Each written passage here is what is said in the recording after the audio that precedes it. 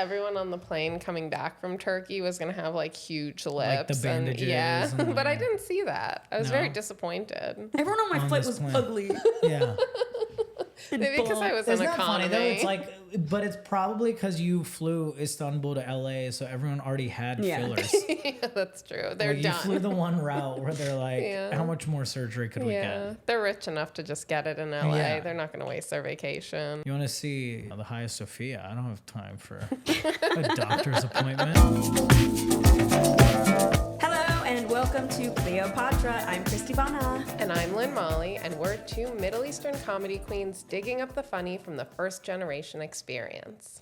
Our guest today is a phenomenal comedian. He's a friend of mine. He performs all around, all over these great states. He's an actor, he's a writer, he's a comic. He was in a Super Bowl commercial. Oh my God, we're so excited to have him. Give it up for Janesh, Rahlan. Woo! Thanks, y'all. Welcome. Yeah, thank you guys for clapping. That was very sweet. It's the live We gotta studio. generate 90% of this biz is generating your own hype and applauding That's actually yourself. true. That's like the biggest peek behind the curtain. We can wrap the pod here.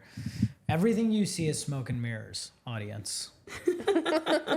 I feel like we have to start with the Super Bowl commercial because that was dropped in the intro. Let's go. Where are we seeing you? Not anymore, unfortunately. It was for an NBA video game that folded.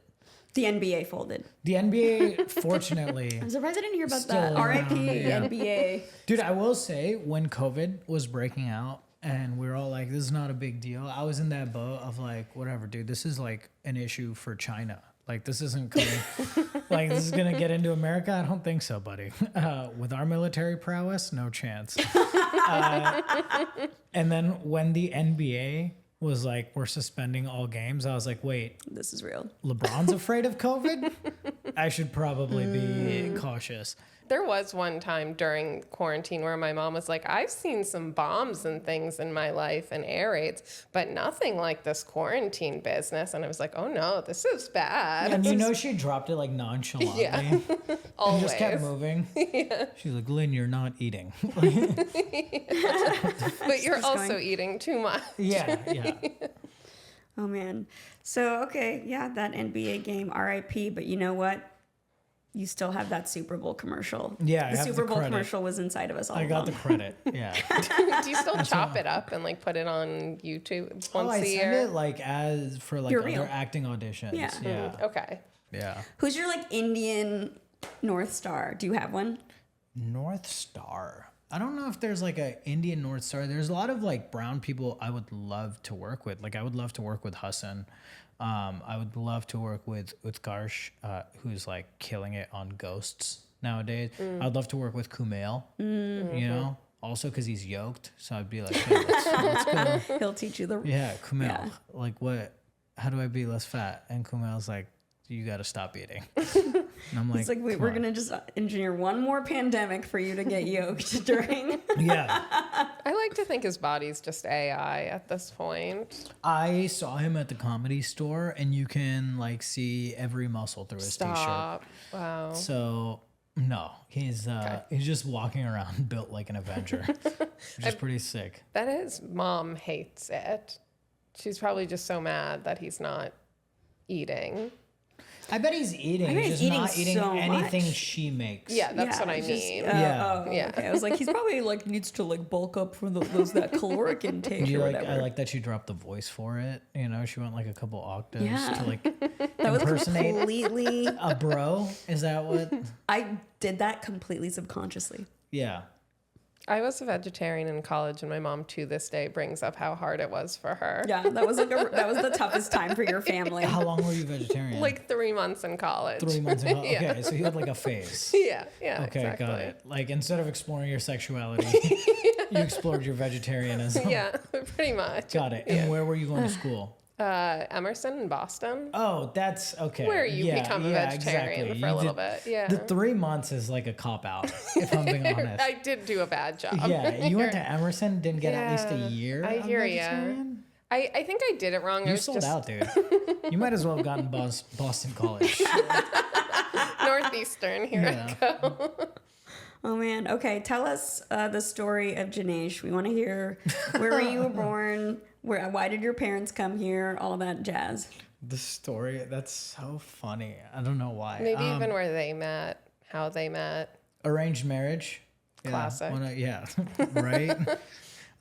So arranged marriage, but so I was born in Delhi, and then when I was 6, my family moved. So we moved to Baytown, Texas. If you haven't been before, it is... Super Indian. I'm kidding. Unfortunately, not at all. Yeah. There might be more now. It was definitely, I believe the term is like shithole is Nice. the best way to describe it. Sounds nice. So it was weird though, because like 6 is like when you kind of, like 5, 6 is when you gain like conscientiousness, right? I feel like that's when you like start to like remember things and know like how to operate.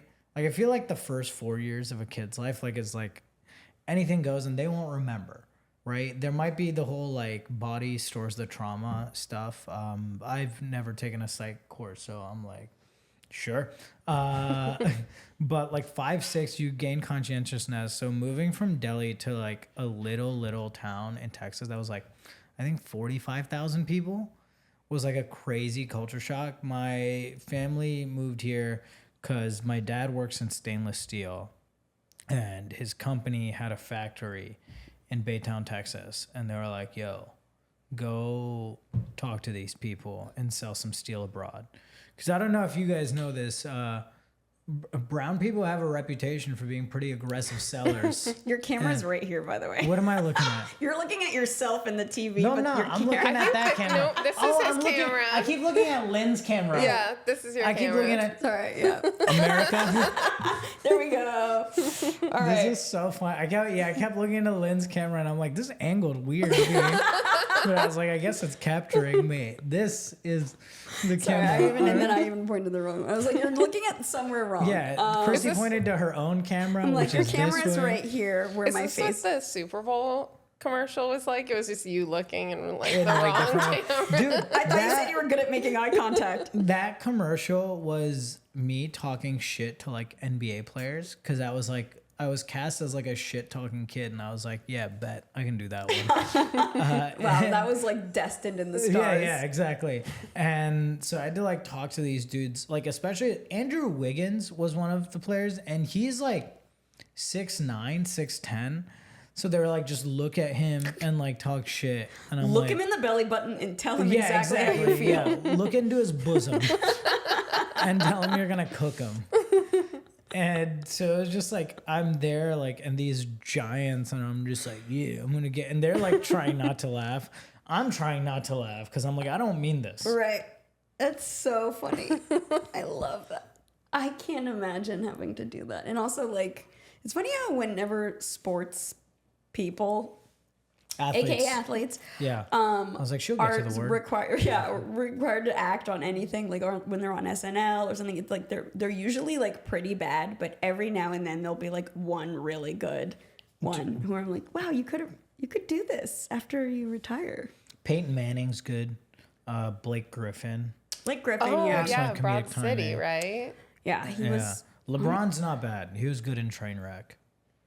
I mean, Oh yeah, he was good in Trainwreck. they have to do so much press and such. I feel like you just Yeah. get better at it if you Yeah, do but it Blake enough. Griffin just like had the sauce. Yeah, there was somebody who hosted SNL that was like so bad. It was like a race car driver. I can't remember. There's been a lot of Yeah, I don't know. bad hosts. Yeah, but I'm glad you got to work Alright. with a real pro, a 6'9". Yeah. He was they were really nice, but it was like definitely daunting to be like on that set and they're like, all right, now like talk to him like you're gonna like take him down. And I was like, okay. And then they were like, he's gonna pass you the ball really hard. You need to catch it and not flinch. And I was like, okay. And I was like, you could like simulate like that ball throw. They're like, no, we want you to feel it. I was like, okay. We're like, can we do we have a CGI budget for this moment? Yeah. What's the deal here? Anyway, sorry, I got us off track. So your dad was like, I gotta sell some steel. Yeah. What I was saying is brown people are aggressive salesmen. We're good at this shit. And so they were brought in and, you know, we're in Texas and then we moved to Canton, Ohio, which was like 70,000 I don't know. Moving up in the world. Dude, moving up. It was crazy because so we were in Canton, Ohio for a while, and I like started to like very much culturally feel like I was like, okay, I'm like an Ohioan, you know, like this is me. Corn-fed Midwest Dog. boy. So I was in Ohio when like 9/11 happened, and it was this weird moment because so many people from Ohio have like never met like an Indian before. They don't really know the difference between India and Afghanistan. They're like, okay, these are all the same people, which again, an exposure issue, right? That's just like not like their fault. There's nothing malicious there. They're just not exposed to these folks. I think the Indian community suffered from more racism in America, honestly, than the Arab Right, community. especially if we were Sikh. Yeah, because they just have darker skin and they're like, Yeah, the dope, turbans. evil. Yeah. That's them. No, the 9/11 was tough for the Indian community because like we got hate crimes against us, but Indians are also like Islamophobic, you know? So It's like, that wasn't done. yeah, they saw like someone getting beat up and got FOMO. They were just like, wait, we want to do that. That's hilarious. But then also so many Arab people I know in America like hate other Arabs. Yeah, I mean, I don't know if you Who know, likes there's a lot of us? conflict in the Middle East about Yeah. this, it seems. You know, you guys got your own. I'm not actually sure what you're referring to, Yeah. but we should move forward. No, we don't have time for that. All right, fine. I'm just kidding. Say no. whatever you want. So Ohio is like crazy. So it's like 9/11 happens. We're living in Ohio, and like nationalist pride goes through the roof. I don't know, like where were you guys? Oh yeah, freedom fries. Were you in California? Yeah. I grew up outside New York in Okay. a commuter town. Like people from my community like Yeah. lost their lives Oh, in yeah. those buildings.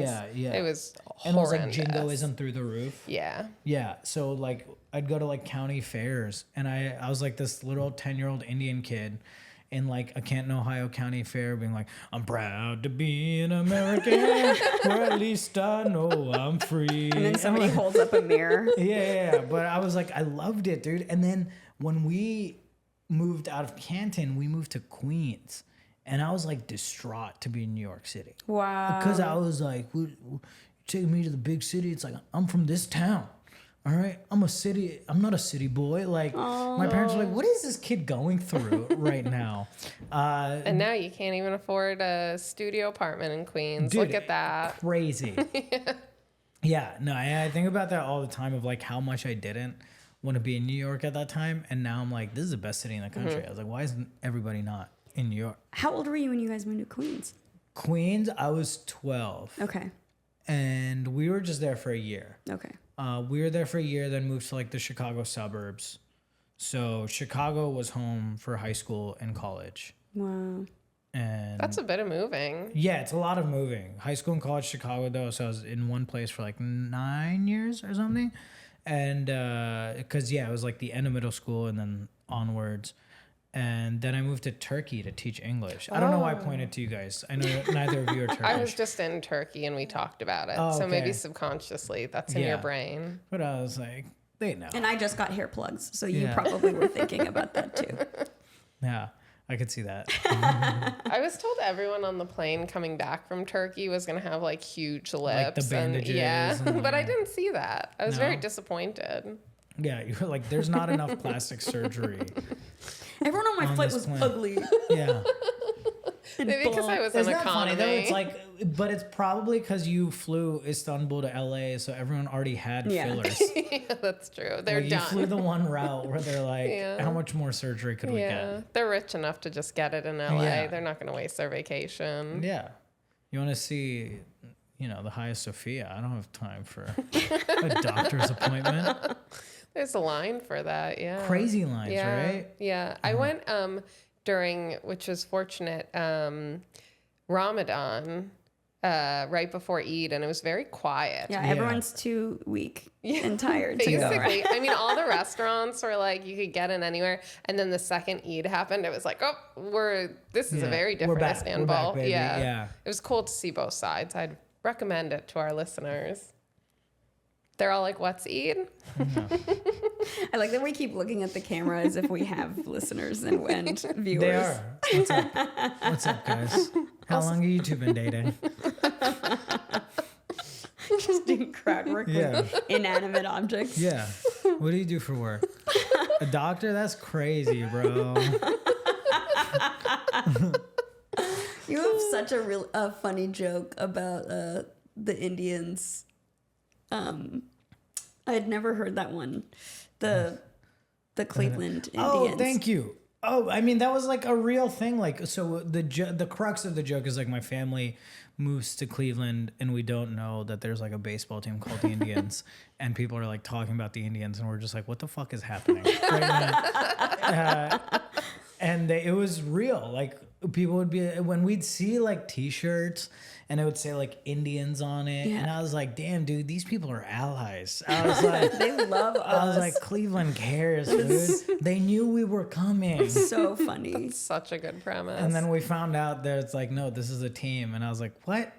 And then the football team's called the Browns. And I was like, all right, what's happening? You guys are obsessed with us. Yeah. I was like, now it's getting creepy. That was so funny. That joke slaps. Thank you. I appreciate that. So tell me why your parents came to this country. Other than was it Stainless the steel? steel. That was the main thing. Job. Oh, That's okay. it. That was okay. They came like, so my dad was fascinated with America for a long time, applied for a visa a bunch in the 80s, just kept getting rejected. And then he was like, man, I don't even want this shit anymore. And then all of a sudden they're like, hey man, we need you to come to America. Wow, and okay. By that point he was over it. My mom, like all my mom's family is in India, with like a couple cousins here and there, but like more like further relationships. But for the most part, family's in India. So she didn't really want to leave either. The difference between the US and other places used to be stark. Yeah. yeah. Like that gap is definitely closed. Yes. And the sort of conceptualization of the American dream has certainly fizzled, to say the least. Yeah. Sorry, go ahead. Oh, I was just going to say it's so wild because like my parents came here as immigrants and were able to get homes and everything. And I always thought as the child of immigrants that I would then get to have the better life than they did. Yeah. But now the idea of getting a home is like, pff, I'm never going to have one of those. Millennials are the first generation to like live worse lives than the generation before them. Up until then, every generation of America has been characterized by like improvement, higher like income, like all that stuff. And like I think we're the first generation to like, it was either Gen X or millennial, but basically in our lifetime is when we have seen the decline of America. Not to brag or anything. Yeah, I mean, that was us, and it was because of all that fucking avocado toast we wouldn't stop eating. Or was it because of all these goddamn immigrants like us? Who do you think's bringing these avocados over? Is your house at home just like everything stainless steel, like stainless steel fridge? No, stainless so he steel doesn't like. My brother is It's like stainless raw. steel. My dad sells like raw stainless steel, so it's not like we get like appliances.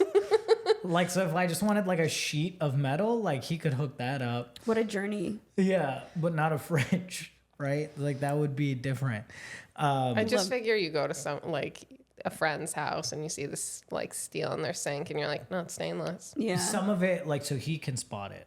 So he has this like weird thing That's when like amazing. sometimes we'll walk in, like sometimes we'll walk into a restaurant and he saw like a wine fridge. He's like, that's grade through a 4L. He goes, that's good steel. I probably know the guy who supplied them with it. I was so like, funny. what? You just picture your dad going up to a toaster like, who did you used to be? Yeah.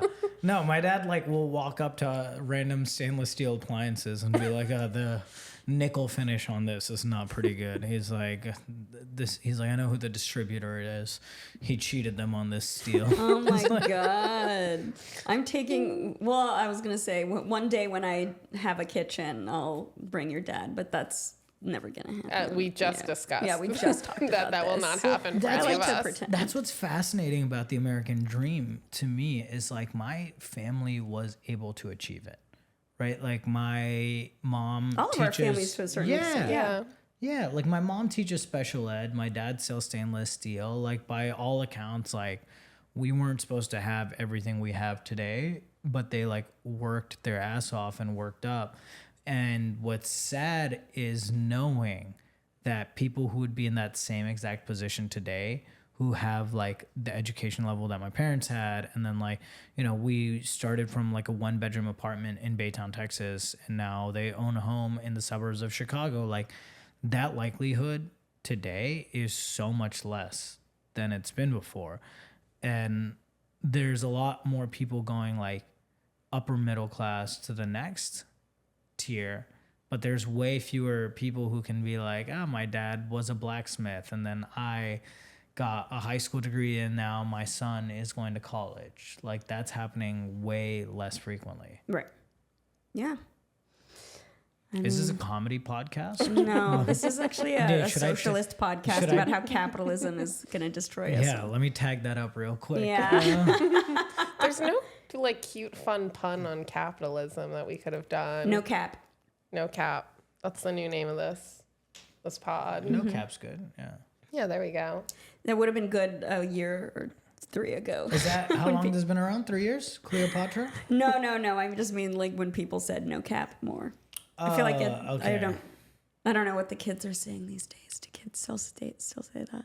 Do you know what I'm curious about? Like why your dad was getting rejected so many times. Do you have to write like an essay? Like what do you think was holding them back? It did. I mean, to be honest, like, cause he wasn't going through like a work sponsorship. Right. And so at the time, like here's what's crazy about immigration is people think like anyone can just like come here and like stay here. That's not how this shit works.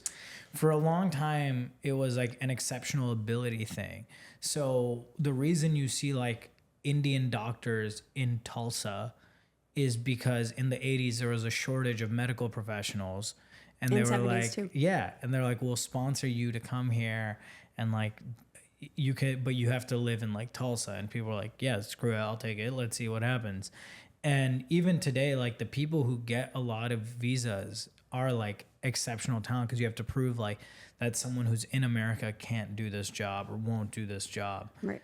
And so like when my dad was first trying to come here, like he's not a doctor. He doesn't have like, he has a college degree, but no advanced education beyond that. And so it's like, what incentive does government have to bring someone like that over? You know? Right. Okay. I thought it was, I liked the college essay idea more. That they were just like, this wasn't fascinating enough. America ACT score was low. Not quite. He didn't get all the 9 chief justice or 9 Supreme Court justices down. And, he wasn't playing D1 tennis. No, like, come on. No. So what about like your artistic journey? Did that start at a young age or did that start later? When's your artistic journey gonna start? Sorry. Sorry. I like that. That's what I'm talking about. That's good. That's Let's nice. get this That's on. nice. I like that.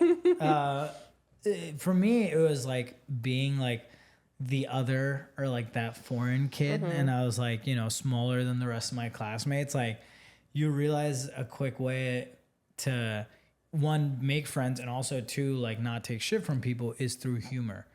So I was just like kind of funny early on as a kid, as like a self-defense mechanism. And then later it developed into something bigger in high school, because I was like on speech team, and I did this thing called youth in government, and I would like give speeches a lot, but in all of them I would like insert jokes. And I would get feedback. They're like, yo, this is funny, but like, this is not the assignment.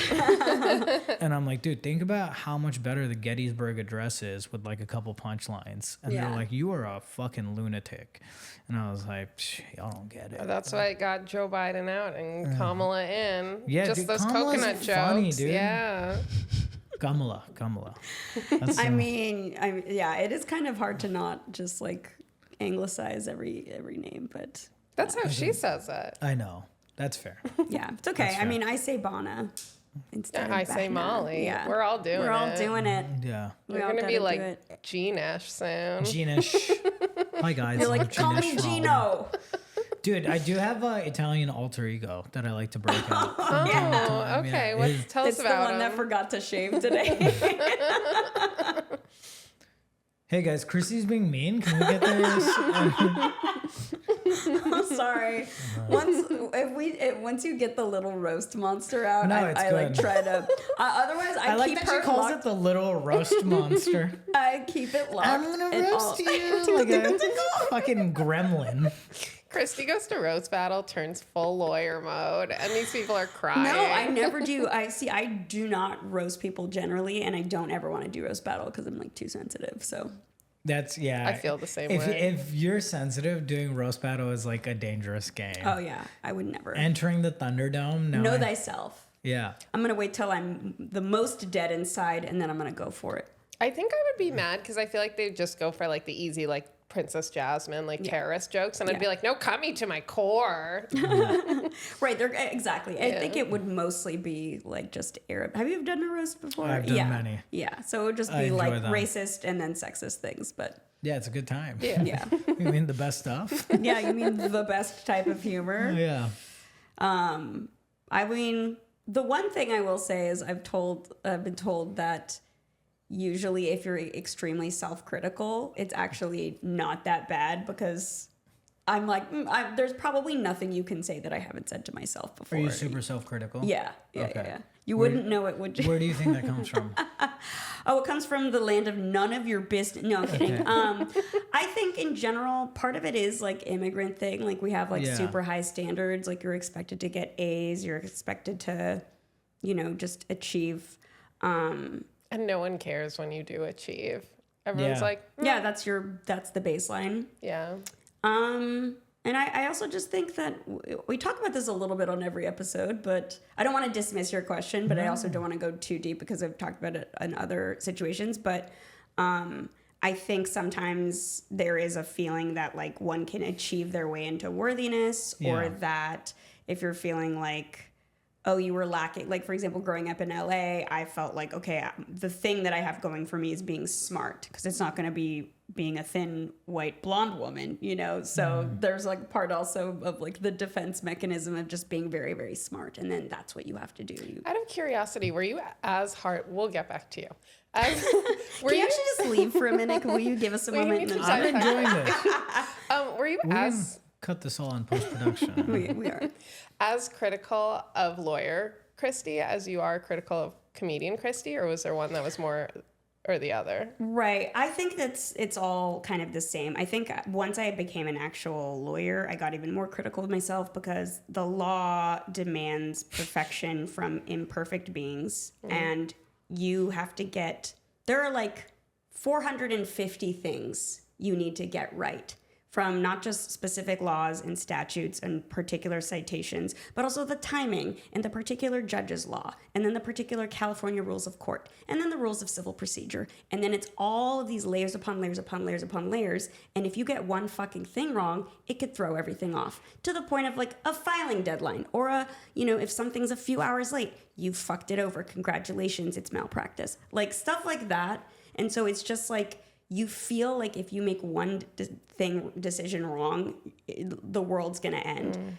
However, what does put this into perspective is talking to my doctor friends, where they're like, hey, no one died on your table today, and they're just like, this is not really life or death. So I think it's just like, I'm still have that. Also, like with comedy, like the only thing you have to do is not get like too drunk.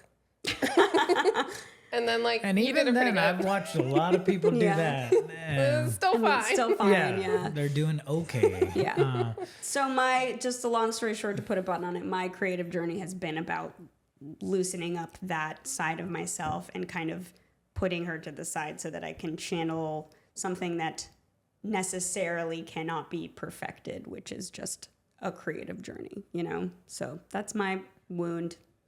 No, I asked that because like I'm curious about. I'm very much also like harsh on myself, and I'm like, I'm not hitting these milestones fast enough, or not doing this quick enough. And sometimes I sit back, I'm like, what's the rush here? But at the same time, here's the issue: is like every successful person, they're like, I could have chilled out a little more. I could have like done less. I'm like, you say that because of where you are right now. Like you have the privilege to say like, okay, things are like, I could have been more calm about things, because you got to the point you wanted to be at. Right. Like no one who isn't there yet that wants to be there is like, oh, I should relax more. Right. and you don't know what it was that you could have relaxed on. Because Yeah. if you didn't go hard on like everything, you can't just take one random cog out of the machine and say like, oh, the machine still would have run perfectly. Yeah. You don't know that. So no, I get it. And it's like you feel like, I think there's also an element of if I don't work extremely hard at everything and try to do everything at 100%, I don't deserve it. And I agree. you know? Yeah, that worthiness equation is really tough. Yeah. Which I definitely feel like immigrants deal with that way more than most other groups. That's so true. What's like an example of like something you feel, excuse me, that you put like pressure on yourself to, like a milestone, for example? I mean, even comedy, like, because I started in San Francisco and I really wanted to get past at the San Francisco punchline. Did you know each other in San Francisco? Yeah. Yeah. Oh, yeah, how yeah. cute. We've known Christy for a long time. Oh, that's so Yeah, cute. We're best friends, dude. Oh, wow. Yeah. Well, We actually have another podcast. Yeah. Him Do you and know? Oh, wow. Yeah, Is it's it called called- No Cap. oh, okay. I thought it was called No Land, but That's just like it's a like a lifestyle. podcast about how we don't want you on this podcast. Every It's week riveting. is like, here's what Lynn did and why she's not here. She was too busy living her life in Turkey. Way Yeah. better life. Sorry. I would she rather is. have hear that. Yeah, she had 7 doner kebabs. you talk about all the times I'm not working on comedy. I heard she was in a pool on Tuesday. Oh my god. Where was the pool? I wasn't. Okay, wow, I'm nah. here on Lynn Tuesday. Mully is a liar. That we also talk about that in episode 2 about how much you lie about being in pools. No, okay. Sorry, we did this bit too long. It would have been funnier if I just stopped right We'll there. cut it. Joel, We'll cut thank it. you.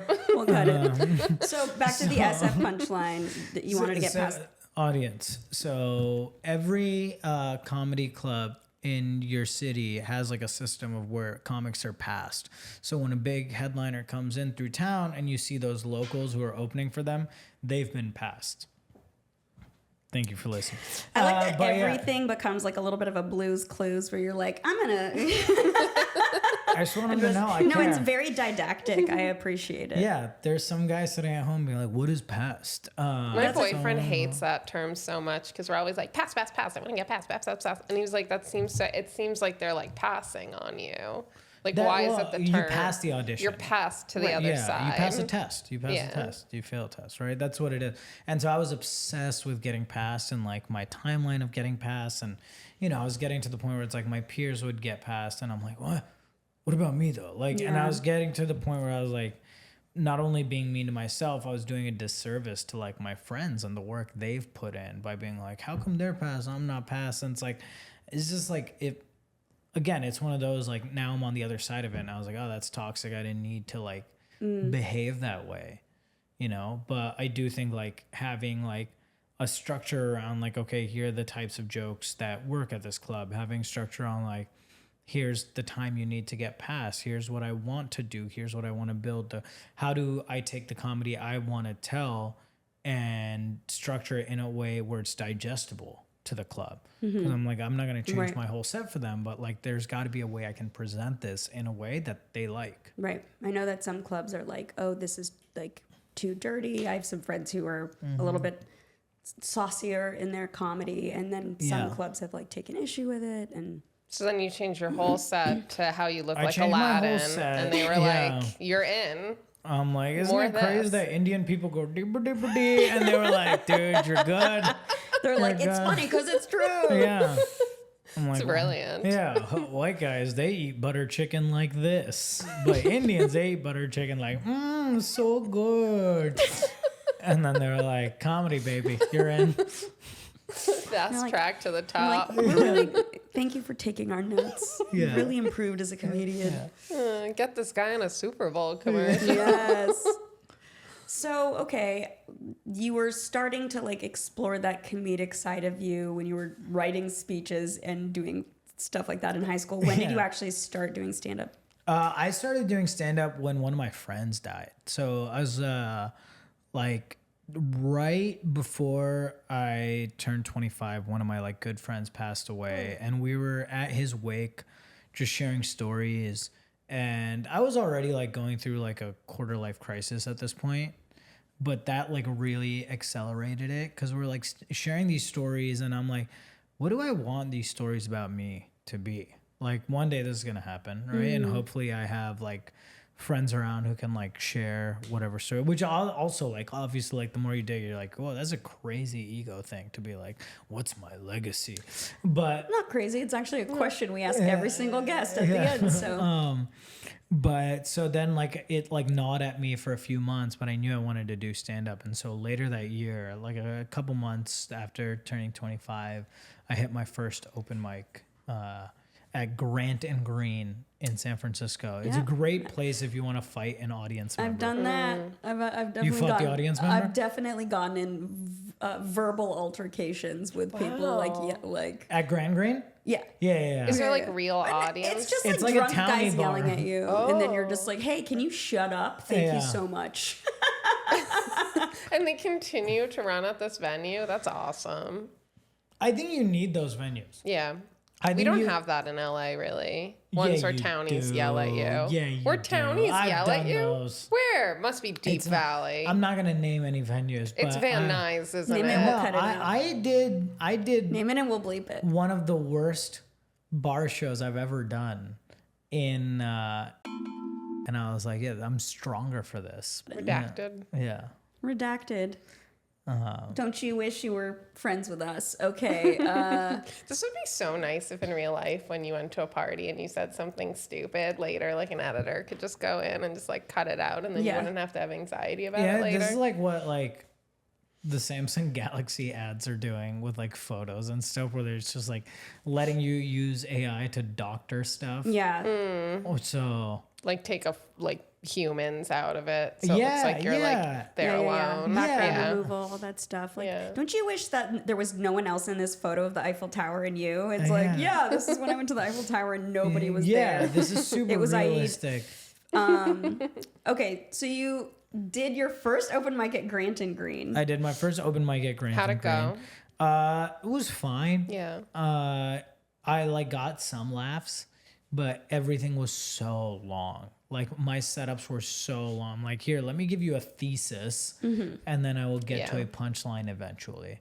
But so I did my first open mic, and I like knew I wanted to be a comic, and I told my at that time girlfriend, now wife, that I was like, hey, I want to do this thing, and so and I told her conversations I was having with other comedians. I knew some like established comics from back in Chicago because I'd like done improv in high school and like just hung out with some. And so I called them. I was like, hey, if I want to be like a working comic, like what do I need to be doing? And they like, you know, broke down for me like the frequency of performance, like how often you should be writing, things like that. And she like made a calendar of open mics for me and gave me the sheet. She's like, all right, if you're going to chase it, like chase this dream, like right. Do it the right way. And so I just started hitting these mics. And this was before all those like Facebook group. The Facebook group existed, Bacon, so I joined that later. Okay, I, but before they had like a like calendar. realized like how active the community was Right. and things like that. Yeah, that's so interesting. Yeah, because when I was up there, I would Google like where to do an open mic, and then I would look, and then I'd be like, okay, cool, Yeah. and not ever gonna do it. Or just like check every once in a while, and Mutiny Radio would always show up, and I'd be like, oh, interesting, and then just Where was your first open mic? Penelope. Okay, Yeah. that's a nice one. That's like a very inclusive and like welcoming one. That Yeah, it one was sounds nice. It sounds like it's run by women. It's not. It's not, but the bar is named after Penelope Cruz, and there's a giant portrait of her, like a life-size Wow. portrait of. It's awesome. That's really like in my head, I was imagining this like Greek mythology kind of theme. No, okay. Nah, just a dude who loves Latinas. Just hot actress themed. Yeah. Cool. Just a That She's was- hot. Who Good was for like, him. he saw Vicky Cristina Barcelona. He was like, that's my girl. He's like, that's gonna be Yeah. the bar. When I have $200,000 to dedicate a space, I will dedicate it to her. Okay. Do you think Penelope Cruz knows about the existence of this bar? She must? I don't know. That's like Yeah. kind of like copyright infringement, I feel like. Or more like using a likeness? Yeah. Yeah. Code of Civil Procedure But like, 3344 is actually what but it like is. no one's like walking into this bar being like, oh, I'm going to get a gin and tonic because of this Right. portrait of Penelope an Cruz, homage. right? Like they're not making money off of her likeness per se. Yeah. You have to be using it in like a specific Oh yeah, we have commercial a way. fucking lawyer. Yeah. What are we even talking yeah, about? can That's okay. No, Sorry, you're part of you this. We're handled both. this. Could you imagine if I was like, and the rest of this will just be a lecture? One quick thing before we delve into the San Francisco stuff. How did you actually get to San Francisco? Did you go to school there? No, so I went to college in Chicago, Okay. and then I moved to Turkey to teach English, and I knew I wanted to work in tech. So here's the thing. I knew I wanted to do comedy since I was 17 years old. Wow. But I was like, what inspired you? like doing like giving these speeches, the way people Oh, right. laughed, Okay. all of this. I was like, I like being on a stage, but I want to do just the funny parts. Were you watching any comedians? I like, from watched young so age? much stand up. Okay. I watched so much stand up. Got it. I wrote my Common App essay on Borat. Wow. And I talked about like Sacha Baron Cohen and how he uses like humor to like hold a mirror up to society and shit like that.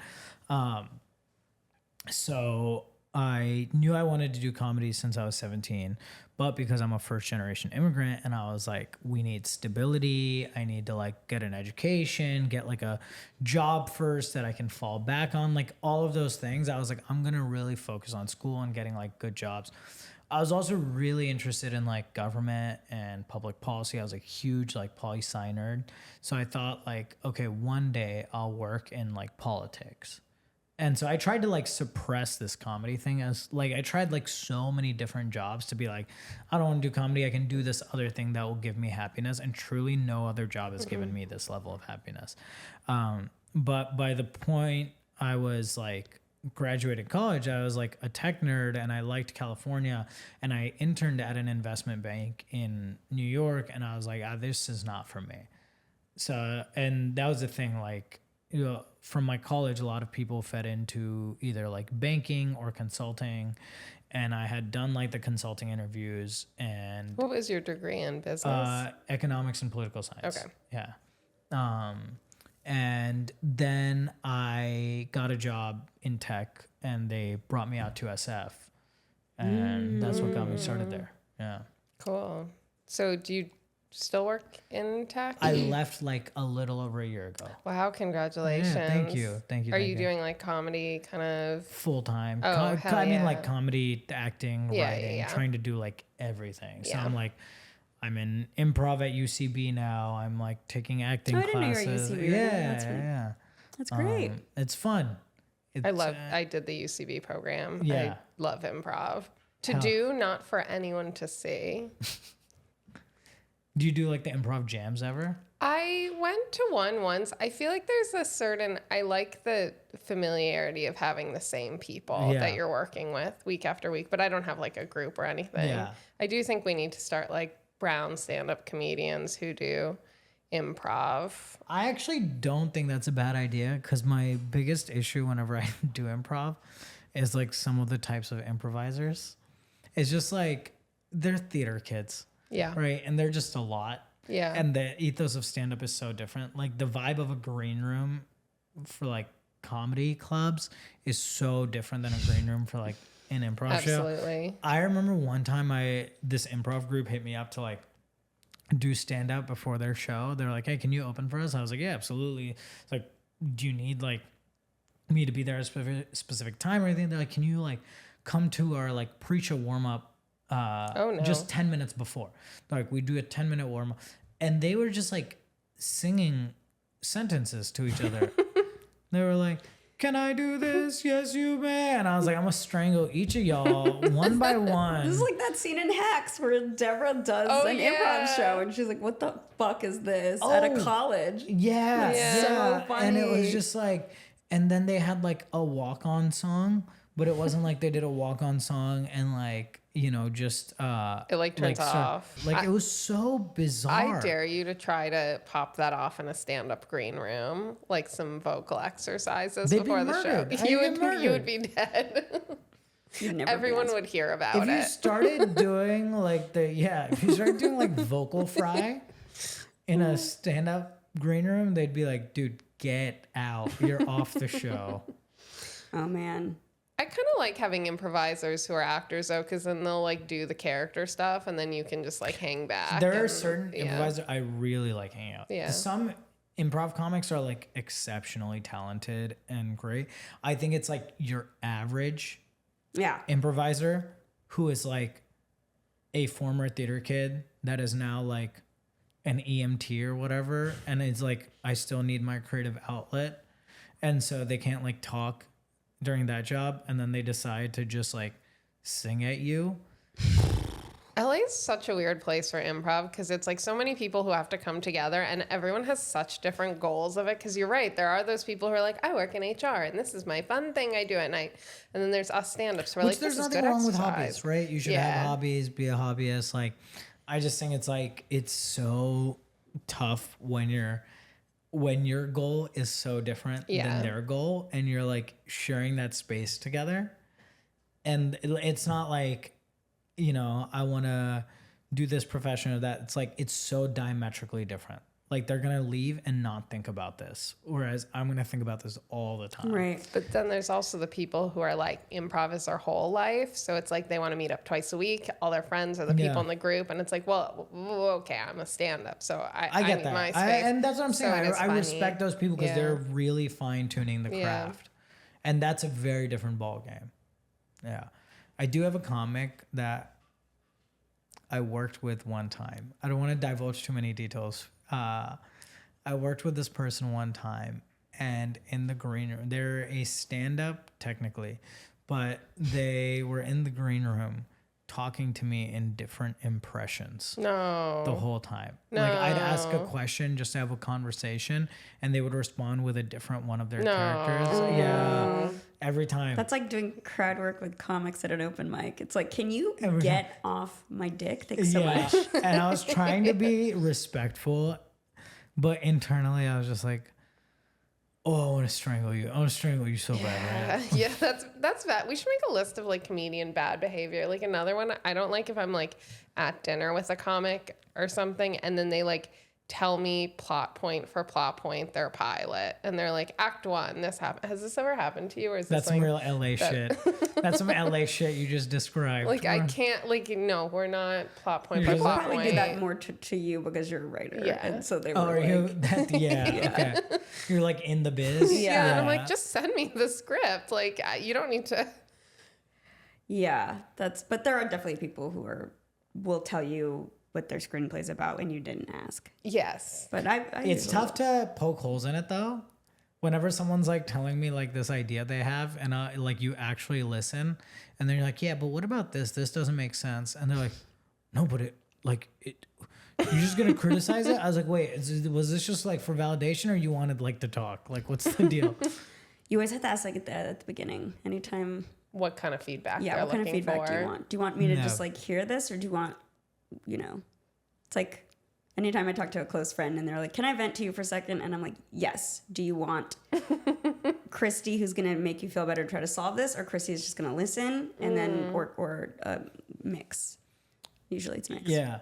This has definitely been a problem for me in relationships, because I think I'm typically more like, all right, you're coming to me with something, let me give you a Same. solution. Yeah, Yeah. I'm like, why don't We're all you They're just... like, why can't I just like talk to you? I was like, well, because we talk about this thing every week and it's not solved. But if we use one of these sessions to do the thing, we can solve the goddamn thing. Wait, are we all being our immigrant parents? Because my parents do this to me too. If I'm like, oh, I'm having a hard time, they're like, well, why don't you start a business? And I'm like, it's not a solution. Yeah. But I think they're just trying to help. Oh, but then dude, I get I'm mad. such an immigrant parent. Yeah, I'm routinely we all an are, I immigrant Your guess. solution is to everything is start a business. Dude, it's just like work harder.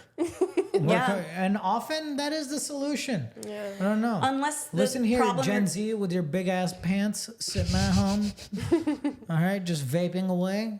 That's not gonna solve it. Get to work. We That's do my have PSA. You burnt out? Work harder.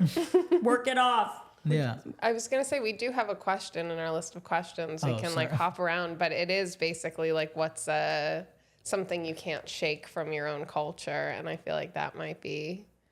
Oh yeah. The main thing I cannot shake from immigrant culture, and especially like immigrant culture mixed with like Midwest culture, Oh. is very much like listen, there's got to be a way to work your way out of this problem. Like whatever thing it Yes. is, like there has to be, and it does sometimes get in my own way with like, entertainment stuff, because part of entertainment is like, be cool, this is out of your control, but I'm like, I'm not cool. All right, I get that, like, these other things might be out of my control, but there's a lot of shit that is in my control. And so how can I ramp up like the volume on everything that's in my control? Yeah, control for every variable that you can, and then for the things that you absolutely cannot control. Yeah, which people find annoying is what I've learned.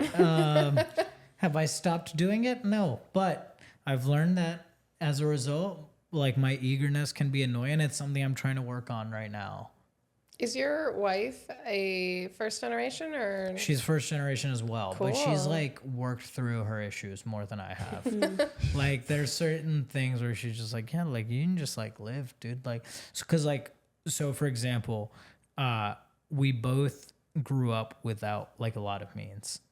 Both families didn't have like a lot growing up. Now we're like fortunate to live like a pretty privileged life, but there's certain things where I'm still like I'll drive an extra, 10 minutes to save whatever amount of money. Or if like I buy a shirt that that I'm like not about to wear this, I'll leave the tags on and I'll keep an eye. I'm like, oh, this went on sale.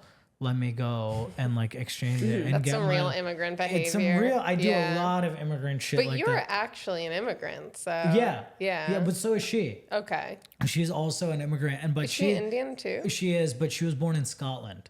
Oh, cool. Yeah. And her like thing, she's like, listen, like, you bought the thing, you can afford it, like, you're still living within your means. You don't need to do this. And I was like, no, if I don't get these $15 back, I will be financially ruined. And I was like, if I take these $15, put them in the S&P 500, who knows how much that could be. Just a matter of time. Yeah, I'm sorry, we're compounding interest on this 15. I get that.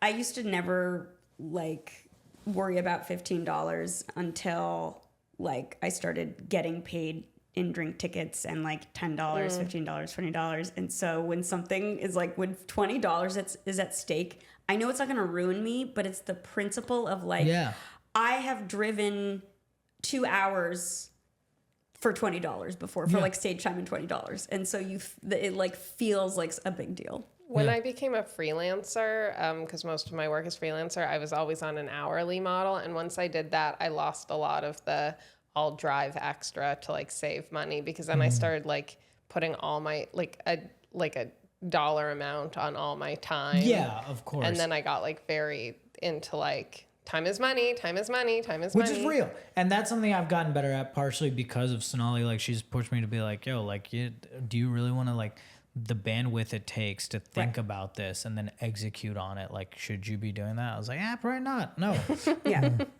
Almost sounds like we need her on the pod. Yeah. What does she do? She's a healthcare data scientist. Snooze, just kidding. Yeah. That sounds very impressive. Boring. Did you guys meet in San Francisco? We met in college. She was like one of my best friends in college. And then we started dating after like a year and some change after graduation. So like after I got back from Turkey, like a month after that. Are your parents like obsessed with the fact that it's like two Indians finding love? They love it, and they love that she has like a real job. That's awesome. And she's like, Scottish, so everyone hates the British in this family. She like knows math. They love that she knows math. Just so many things where they're just like, yes, good. Like someone to balance your obscene ways. And we haven't talked about this at all. How are they doing with the whole comedy career? It's been hard, largely because it's like on paper, I should be succeeding, right? Yeah, like we look successful. Like, it's just like I went to a really good college. I got a good degree. I worked good jobs. Like, I have like many Fortune 100 brands on my resume, and I left that to do this. And so they're just like, dude, like, you have the thing, like, you're able to, you were there, you already like, had you're it. able to make a great life. Like, if I just stayed the path, right, it's like I could buy a home in the Bay Area, which is not the easiest thing to do, and like build on that and like send kids to like private school one day if I really want. But I think for me, like, that same framework is like, well, I proved that I can do that, and I know that's there.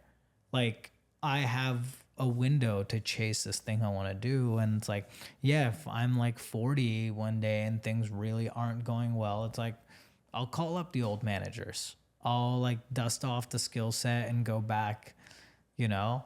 But realistically, it's like, it's so weird because now we're in that phase, right? With immigrants, like our parents move here on survival mode. And then we also have so much survival mode within us. But then over time, we're able to hit this like self-actualization mode instead.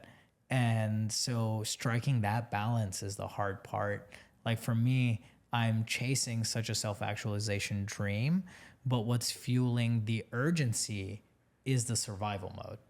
Yeah, absolutely. And it's so hard to balance the two because you're constantly at war with your definition of success and like how you used to define it, how your parents define it, how you still want to continue to define it. And it can make this whole enjoy the process, enjoy the journey thing virtually impossible. It's really hard sometimes to enjoy the journey when you're like thinking about all the other shit. And then that's when I have to like pause and remind myself because like I'll get off after so there was a show where I was working with this one headliner at Cops last year, and I got off stage. He goes, "Great set." I was like, "Thanks, man. Do you have any feedback?" Because the immigrant in me is like, "Okay, but how do I make this better?" He was like, "I just said great set." I was like, "I'm trying to be better." He goes, and he just puts his hand on my shoulder. He goes, "Bro, enjoy this moment." He goes, "Work on like the next thing later, but just enjoy this right now." And that was like one of those moments where I was like, You were like, how dare you? no, but I get it, right? Yeah. Because it's like he had a sold out show. There were like 420 people or whatever the capacity is there, like cheering and laughing and having a good time. It's like, and that was the dream, right? The whole reason I started doing comedy was to have those rooms laughing their ass off and being like, "Hey, that was great. Thank you so much." Like, but instead I got the thing and then I got off and be like, "Okay, but how do we make that thing better?" And it's like, It's not enough. It wasn't it's like enough. a disease. Yeah. Yeah. Yeah. It's really true. And I think that's the whole mindset thing of just, I'm a failure until XYZ happens, but then the goalposts move. Exactly. Is a recipe for perpetual dissatisfaction and angst. And, I've definitely said this on the podcast before, but like Jimmy Carr says, you need to find a way to enjoy the passage of time. Like you need to figure out how whatever it is you're going to be doing for the next 20, 30 years, you're actually enjoying time as it passes instead of white knuckling every minute and letting those tiny little breadcrumbs of like the 30 seconds. We talk about how like when something good happens, we're like, "Oh my God, I got into this festival," or "Oh, I got into this show." It's so amazing for like one day. And then the next day you're like, "All right, anyone could have done that shit. Now it's time to like." 100%. And you're like, I just got it because I was in the right place at the right time, or I knew the right person, and that's the only reason Which why part I of got it is that, right? Yeah, Like part of it so is much. us doing that, like having a lot of those lucky elements. But I think appreciating where you're at is really important. But it's really difficult because that wasn't, I don't know for you guys, was certainly not instilled in me growing up. And even now I feel like there are things where I have to get my parents and be like, "Yeah, just like chill out. Have fun." Yeah. Absolutely. It's definitely just something that that's my biggest hurdle right now is becoming more process oriented instead of goal oriented. So little by little, all about mindset. I wanted to circle back in our lingo.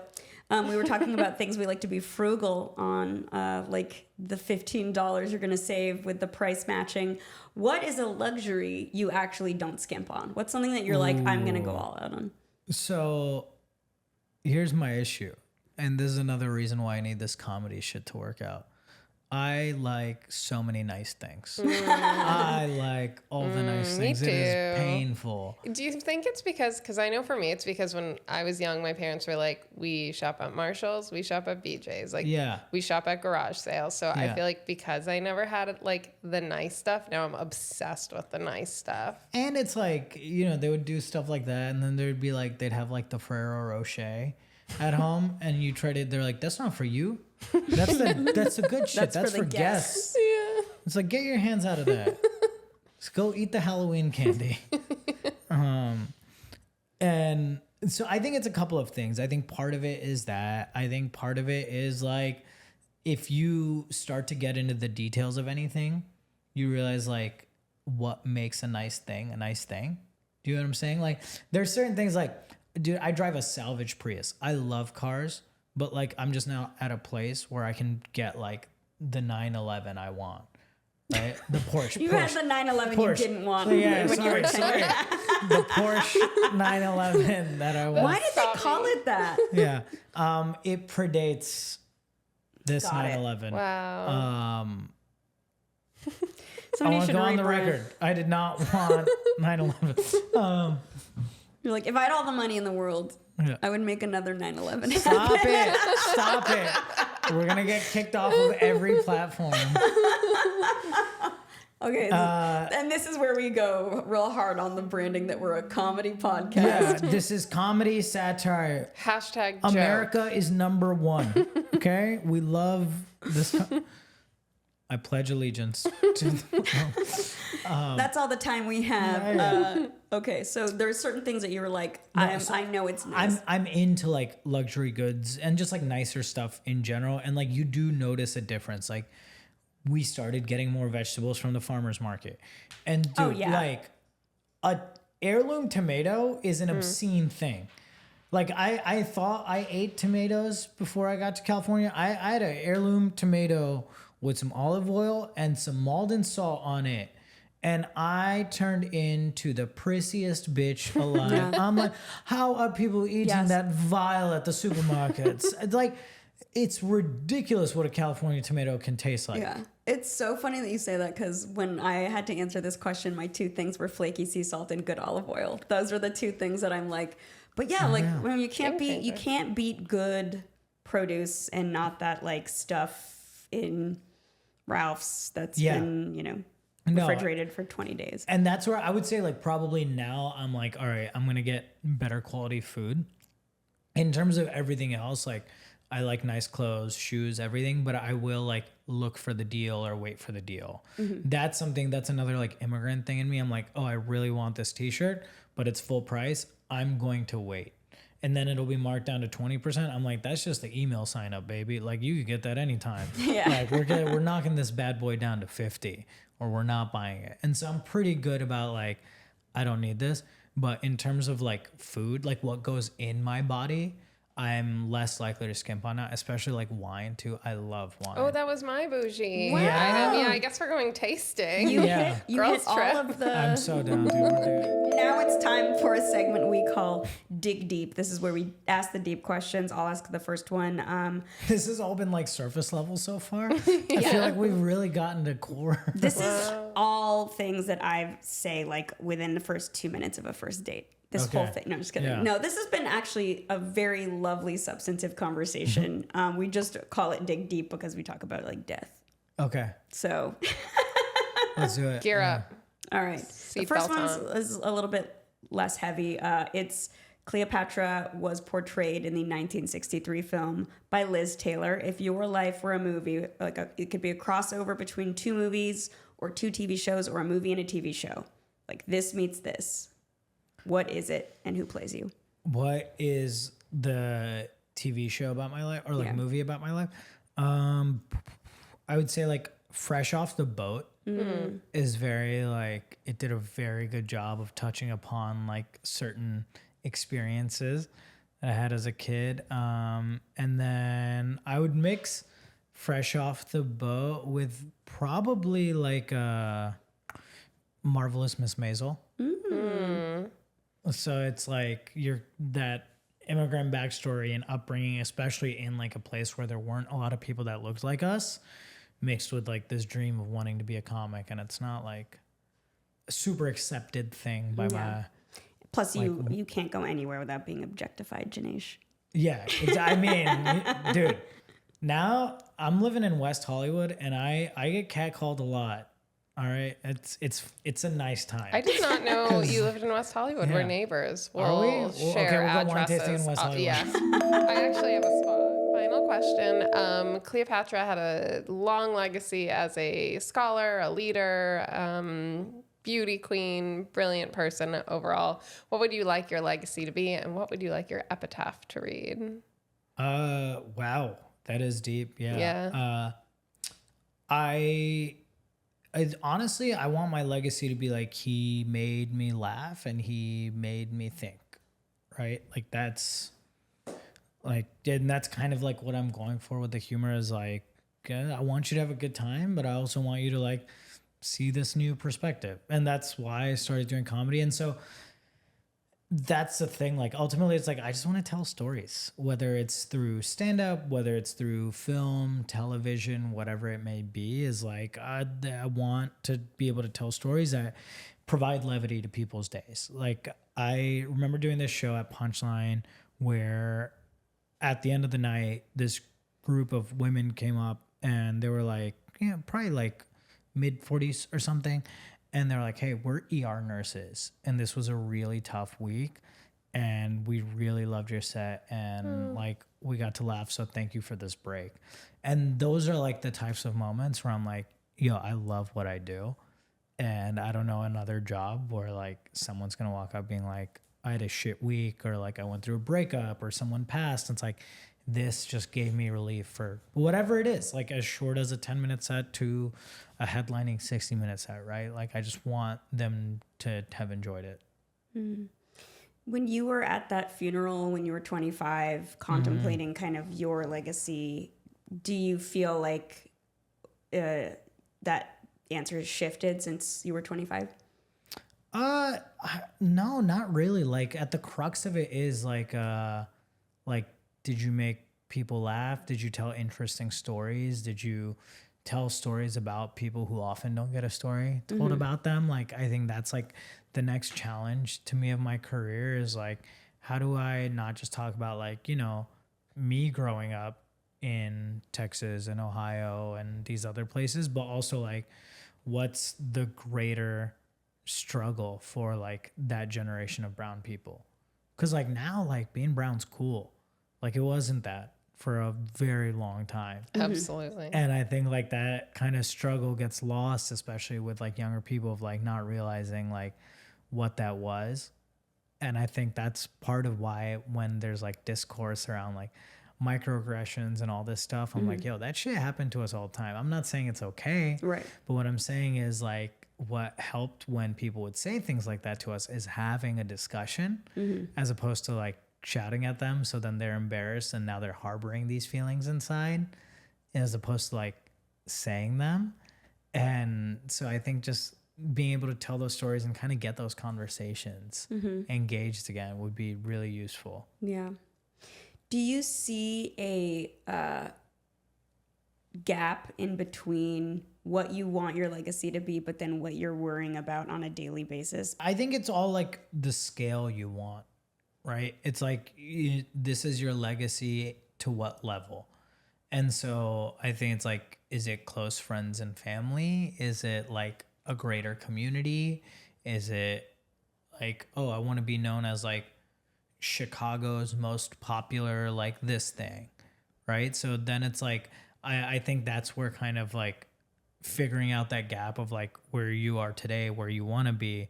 Because for me, it's like I want to be doing shows like across the globe, right? Like I'm not saying like I want to be like this guy everybody knows or something, but it's like I do want to be performing in other places, like at like legit venues in a way. So it's like, hey, this like someone in Madrid is like, I remember that guy. He made me laugh a lot that night. Yeah. Coming from America, going to other places, people are so much more aware of our cultural nuances. Right. Because that's like our soft power, right? Is like cultural imperialism. Like we're so good at that. It's also our hard power is imperialism. That's yeah. But as a result, like people know like your major references. They know what you're talking about. And I think the more localized you make it, even better. I remember I was talking to someone in France. I like brought up Community, and they were like, "Oh my God, we love that show." And I was like, "You watch Community?" Yeah. Like, I feel like half of my friends in America haven't Right. seen Community. It's a pretty like niche show. My students in Turkey were obsessed with How I Met Your Mother. That's Obsessed. They would walk in and they'd be like, "Teacher, I am Playboy like Barney Stinson." I was just like, where? I was like, of all the English you learned, Emre, this is what you came with? That Okay, is that's so great. funny. I have a joke about that show, so now I know I can bring it to Turkey. Oh, yeah. And it will if you bring How slay. I Met Your Mother references to Turkey, you will be the mayor. Carried off on a Yeah. golden pillow. Yeah, That's exactly. funny. My sister said that when she was in Brazil, at any given moment, if you turned on the TV, there would be an episode of America's Next Top Model. But it'd be like dubbed, and they'd be like, America's Next Top Model. And she said, was like, well, I don't know why they're obsessed with that. But that was, I don't know, it was like 10 years ago. So maybe more than that. That's hilarious. Amazing. Well, Janesh, if there's no other parting comments. Last words. Yeah, any last words? No, this was fun. Thank you guys for we're having me. Yeah. so grateful to you. You're so funny. I always love the perspective, the warmth, the intensity, but not too much intensity you bring to everything. And Thank it's you. just what a gift to have you here. What would you like to promote, and where can people find you? On Instagram at Janesh Rahlan, Janesh Rahlan. I should pop up when you type in the first name. If not, let me know. I gotta work on that That SEO. SEO, yeah. Thank you so much for joining us. Until the next time, I've been Christy Bana. I'm Lynn Molly. And I'm Janesh Rahlan. Thank you for joining on Cleopatra.